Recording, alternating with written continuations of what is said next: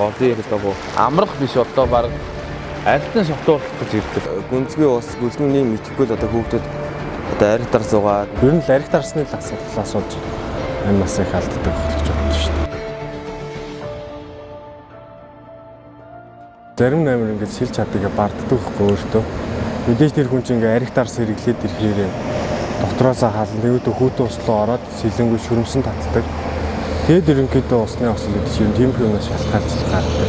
Хөө тийш нэг хүн жижигтэй гэж бид нар омгоо нэг албаах чи хантаж авуулаад босоо гүйлгсэн.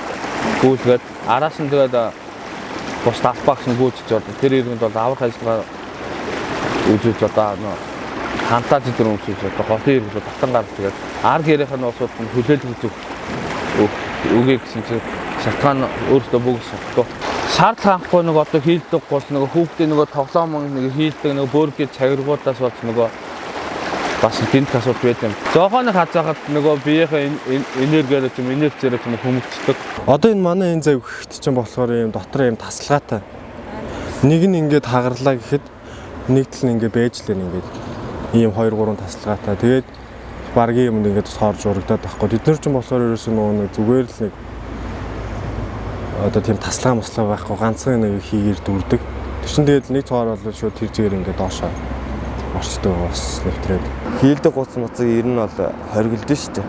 Ус чинь басах юм биш шүү дээ. 2 3 алхаал бүдрээ дунгатал цаашаа ус татаал аваад шүү дээ. 2 3 минут л ерөөсөө тэгээд анхаарч болгоомж юус олж хүүхдийн имдэх асуудал юм их гарч. Живж байгааг нь айл болох биеэ гол сул тавих хэрэгтэй. Сул тавиад газар дээрээс ингээд хоёр хөлөөрөө жигээд ингээд дээшээ гарч ирэх. Тэгээд ядч мэлхийгээс илтгэм байхад нохоос самардах иймэрхүү ерөнхийд татаас ордод. Иргэд бага насны хүүхдүүдтэй болон хүүхдүүднийг одоо зааж өгөх хэрэгтэй. Бид анхааруулж хэлэхэд ер нь архитар арсныхаа асуудлыг багасгаад хүүхдэд тавих анхаарлаа ерөнхийдөө гол дээр очих юм уу амралт угаалгахын үеэр хүүхдэд тавих анхаарлаа сайн хандуулаарай л гэж хэлээ да.